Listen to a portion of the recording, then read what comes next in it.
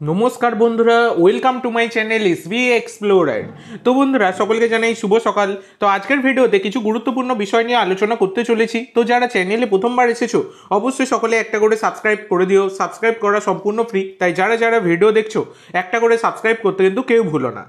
तो बंधुरा जे अपडेटटा प्रथमेई जानाबो तोमादेर, तोमरा अनेकेई आনোয়ার আলীর केस निये जिज्ञासा करछिले जे फाइनल भार्डिक्ट एखोनो अब्दि एलो ना केन। तो देखो बंधुरा गतकालके किन्तु प्राय 5টা থেকে 4.5 ঘন্টা মানে প্রায় রাত্রি 9:30 অবধি কিন্তু শুনানি চলেছে।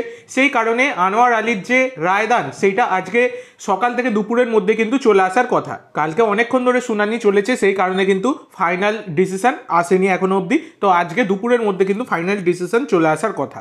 এরপর তোমাদের যেটা জানাবো সেটা হচ্ছে, ইতিমধ্যে তোমরা সকলেই জানো যে আজকে কিন্তু মোহনবাগান মাঠে নামতে চলেছে ডুরান্ড কাপ কোয়ার্টার ফাইনালে, যেখানে মোহনবাগানের প্রতিপক্ষ Punjab FC.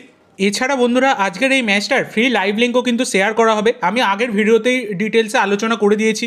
Free live link এই ভিডিওর পিন কমেন্ট বক্সেও তোমরা কিন্তু পেয়ে যাবে। সেই কারণে যারা যারা ফ্রি লাইভ লিঙ্ক চাও একটা করে সাবস্ক্রাইব করে রেখো। সাবস্ক্রাইব করে রাখলে তোমরা কিন্তু ফ্রি লাইভ লিঙ্ক পেয়ে যাবে। তো এই ম্যাচের আগে মোহনবাগানের যে 4জন প্লেয়ার নেই সেগুলো তো তোমাদেরকে আগেই জানিয়েছি, জেমি ম্যাকলারেন, ধীরাজ সিং, গ্লেন মার্টিন্স আর আশিক কুরুনিয়ান। এছাড়া কিন্তু গতকাল আলবার্টো রড্রিগেজ, মোহনবাগানের স্প্যানিশ বিদেশি ডিফেন্ডার, তিনি কিন্তু দলের সাথে সম্পূর্ণ অনুশীলন করেননি। তিনি ফিজিওর সাথে সাইড লাইনের ধারে কিছুটা অনুশীলন করছিলেন। তো তার কিন্তু সামান্য ইনজুরি রয়েছে, যা খবর পাওয়া গেল মাইনর ইনজুরি, খুব একটা গুরুতর নয়। আজকের ম্যাচে তিনি কিন্তু অ্যাভেলেবেল থাকবেন। যদি কোচ চায় তাহলে ফার্স্ট 11-এও নামাতে পারেন, নয়তো রিজার্ভ বেঞ্চেও বসে থাকতে পারেন। তো আজকে কিন্তু দীপেন্দু বিশ্বাসের একটা খেলার সম্ভাবনা রয়েছে, কারণ শোনা যাচ্ছে তিনি কিন্তু পুরোপুরি ফিট হয়ে গেছেন। তো 3-5-2 ফরমেশনে দল নামাতে পারেন কোচ মলিনা এই পাঞ্জাবের বিরুদ্ধে। তবে পাঞ্জাব দলটা কিন্তু বেশ শক্তিশালী, মানে পাঞ্জাব যথেষ্ট ভালো দল বানিয়েছে। এবার দেখার বিষয় তারা কেমন খেলে আজকে মোহনবাগানের বিরুদ্ধে, এবং মোহনবাগানই বা কেমন খেলে তাদের বিরুদ্ধে।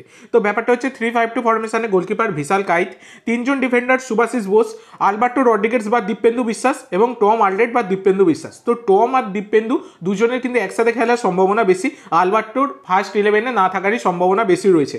মানে সুভাশিস বোস, টম আলড্রেট এবং দীপেন্দু বিশ্বাসেরই কিন্তু ডিফেন্সে খেলার সম্ভাবনা প্রবল, যদি না এইদিক ওইদিক কিছু চেঞ্জ হয়।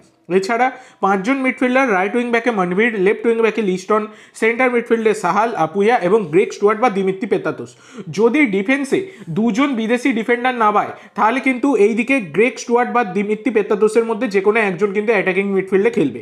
আর যদি দীপেন্দু বিশ্বাসকে নামায়, একজন বিদেশি ডিফেন্ডার কম নামায়, তাহলে কিন্তু দিমিত্রি এবং গ্রেগ স্টুয়ার্ট দুজনে একসাথে খেলবে। তো বলে দিই, 2জন ফরওয়ার্ডসে সুয়েল ভাট বা দিমিত্রি পেতাতোস খেলবেন এবং জেসন কামিন্স খেলবেন। তো এই ব্যাপারটা ওইটাই যেটা বলে দিলাম তোমাদের। দীপেন্দু বিশ্বাস যদি ডিফেন্সে খেলেন এবং ডিফেন্সে যদি একজন বিদেশি ডিফেন্ডার খেলে, তাহলে কিন্তু এই ওপরে স্ট্রাইকার পজিশনে কিন্তু দিমিত্রির পাশে জেসন কামিন্স খেলবে, এই হচ্ছে ব্যাপার। আর যদি 2জন বিদেশি ডিফেন্ডার খেলে তাহলে কিন্তু সুয়েল ভাট এবং জেসন কামিন্সের খেলার সম্ভাবনা প্রবল। এছাড়া দেখা যাক কি হয়। এছাড়া তোমাদের ফেভারিট ফরমেশনে কেমন হতে পারে মোহনবাগানের প্লেইং 11 অবশ্যই কমেন্ট করে জানিও।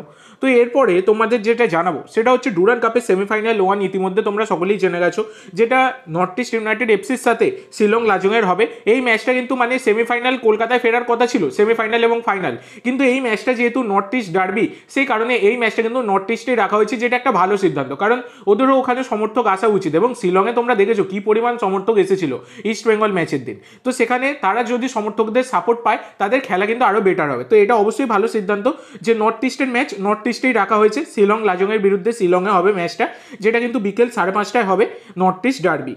তো এবার ব্যাপার হচ্ছে সেমিফাইনাল 2, এটা কিন্তু কলকাতাতেই হবে।